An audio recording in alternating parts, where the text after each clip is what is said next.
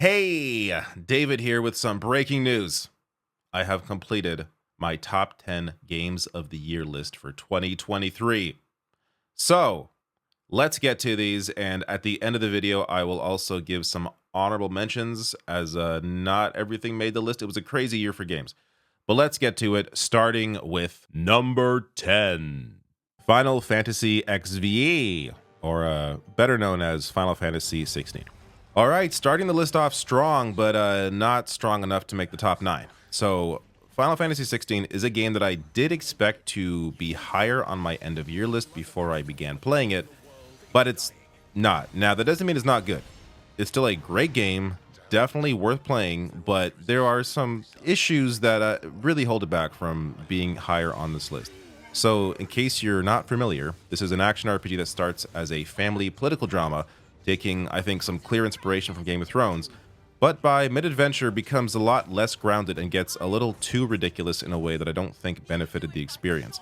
That said, it was wonderfully acted, and the level of effort that went into presentation and visuals added to my desire to keep going even during some lows in the story.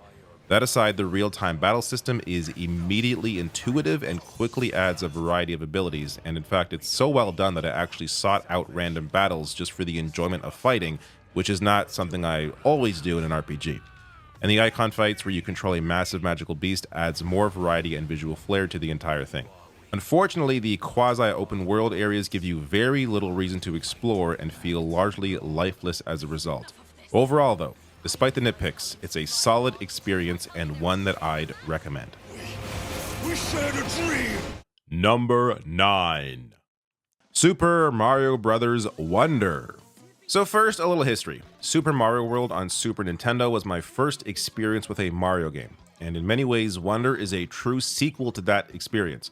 Bright, colorful, and packed with personality, the way Wonder bends the 2D Mario template is unique in ways that really makes this one stand out. The Wonder effects hidden in each level are at the heart of that, from musical numbers to changes in perspective to complete environmental shifts. The level of creativity and willingness to change up the standard Mario formula is what kept me coming back. What's that? Wonderful!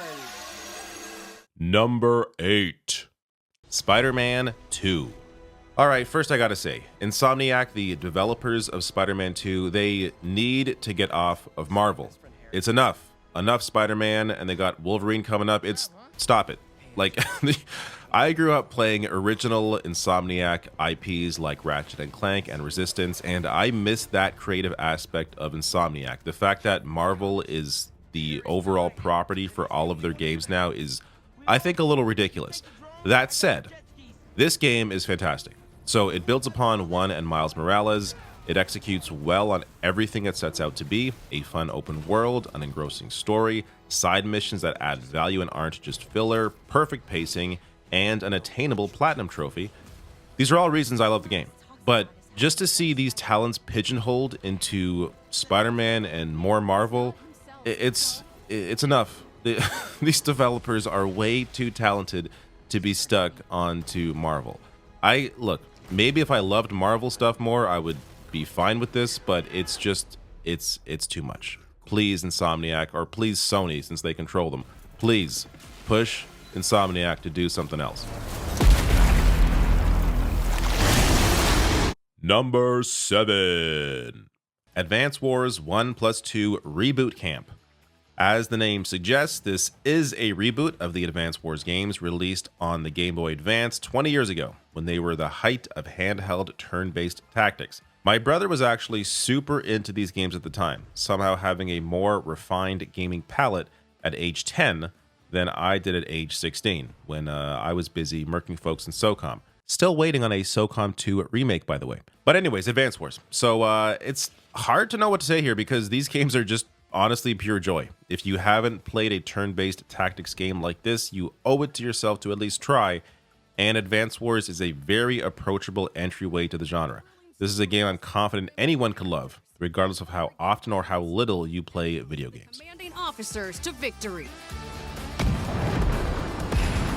Number 6, Star Wars Jedi Survivor. I get this impression that people think you need to be an existing fan of something to be into a game based on that something. For me, the draw of Star Wars Jedi Survivor is not that it's Star Wars, it's that it's a wonderfully executed Metroidvania. Building on 2019's Star Wars Jedi Fallen Order, you once again play as newly minted Jedi Cal Kestis throughout many well-crafted levels that encourage and reward exploration. And of course, in typical Metroidvania style, the more abilities you unlock, the more of the world you are able to reach. The story is well told and acted, and contains some fun twists, but again, the larger appeal for me here is just the fact that it's a very fun Metroidvania game. Odds are against us. Number 5. Viewfinder. This game makes you feel like a genius.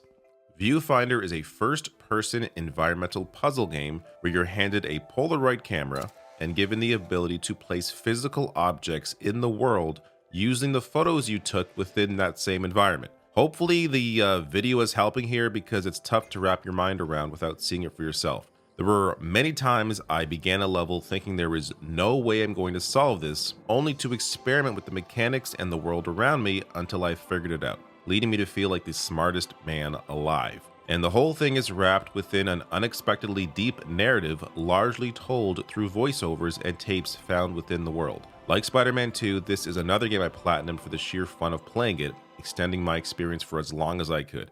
If you're into puzzle solving in a way that lights up new areas of your brain, give Viewfinder a look. Number 4. Sea of Stars. Ever have nostalgia for something you never experienced firsthand? That was Sea of Stars for me. A turn-based RPG inspired by 16-bit JRPGs like Chrono Trigger, Sea of Stars, developed in Quebec, manages to successfully blend the old and new, modernizing a classic-style console RPG with the conveniences of modern games. A perfectly paced, well-written, and wonderfully sounding game that made me long for an era I never embraced as a child. Now with both The Messenger and Sea of Stars behind them, Sabotage Studios have quickly become a developer that everyone needs to pay attention to. Highly recommend this one. Number 3. Dead Space Remake. Here we go, the final 3. Alright, so this one is not actually called Remake, even though it is a remake of the 2008 game Dead Space. But I could go on and on about how great Dead Space is, from sound design to pacing to visuals, but one reason why this game hits so hard for me is that it's the first time I have ever played completely through a horror game. Whether it's film or games, horror is never a genre I've felt much attachment to. I get too much anxiety from normal life. I don't really get why I would want to bring more anxiety into my leisure time. But the game at the heart of Dead Space is so well executed that I was willing to suffer through the jump scares just so I could continue exploring the abandoned space station, solving puzzles, unlocking doors, and unraveling the mysteries of the plot to its conclusion. What an incredible game. Number 2. This game deserves better. Number 2. Alan Wake 2. Before anyone asks, no. You do not need to play Alan Wake 1 in order to enjoy Alan Wake 2. In fact, if you're new to the series, I strongly recommend you don't play 1, as it may turn you off the idea of playing the much better sequel. I played through the first game when it released on Xbox 360 in 2010, but remember having a so-so time with it and completely forgot all the story beats until I watched a 10-minute recap on YouTube before playing 2. Point is, Alan Wake 2 is leagues above the original. A psychological thriller that I think is fair to categorize as a horror game. Remedy Entertainment and creative director Sam Lake have created one of the most unique blends of presentation, story, and gameplay in an era where big budgets tend to keep it safe. Alan Wake 2 actually takes risks, resulting in such a refreshing and standout experience that I highly recommend it to anyone that thinks larger budget titles are starved for creativity. Since I fell down this rabbit hole. And finally, number 1. The Legend of Zelda: Tears of the Kingdom. Alright, so look, I wrote scripts for all these games. 1 to 9. No, that's wrong. 10 to 2. Yes, 10 to 2. 2 to 10. As you can tell, this one has no script because I want to speak off the cuff about Zelda. This is a game where it didn't matter if I spent 10 minutes or 4 hours, I somehow always came away feeling like I accomplished something, which is so rare for a single player game like this. For such a massive game, for me to still have fun within a 10-minute game session is insane. And the reason why that's so important is because I'm a dad. And, sometimes I can't be sitting there on a TV for hours at a time playing through a massive single player story. It really is insane just how well crafted this game is, from the build mechanics to the level of exploration to all the secrets to all solving all the shrines, which for me was one of the big highlights.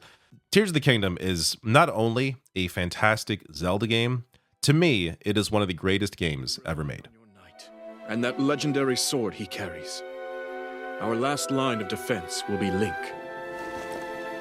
All right, now some honorable mentions. First off, it is worth mentioning that I did not play Baldur's Gate 3 this year, which I hear is fantastic. It's just not a game that currently fits my lifestyle. It requires a lot of attention, a lot of time, and I don't really have that right now. But it's one that I do want to get into at some point in the future. I'm sure it could have made this list if I played it, but I didn't. Also, quickly here, Cyberpunk Phantom Liberty, that is the DLC, but I put a lot of time into Cyberpunk and the DLC this year. F-Zero 99, Octopath Traveler 2, I put about 15 hours into that. I'm sure if I played more, it could have made this list. Pikmin 4, Warhammer 40k Bolt Gun, Quake 2 Remastered, Persona 5 Tactica, Armored Core 6, Dredge, Theater Rhythm, Final Bar Line, Diablo 4, maybe shouldn't be on the list. It was okay. And Humanity.